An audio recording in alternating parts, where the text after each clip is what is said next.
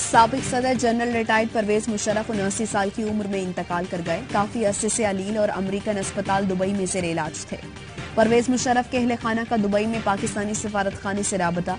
मैयत लेने के लिए पाकिस्तान से तैयारा कल सुबह दुबई पहुंचेगा।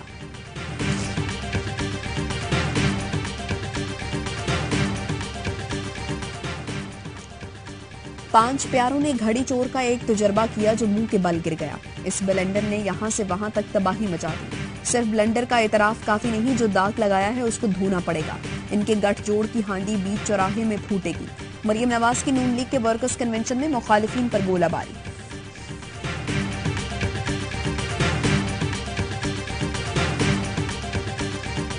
इमरान खान की जेल भरो तहरीक, रजाकाराना गिरफ्तारियों की तैयारियों का आगाज। जराये का कहना है तहरीक 3 मरहलों में आगे बढ़ेगी।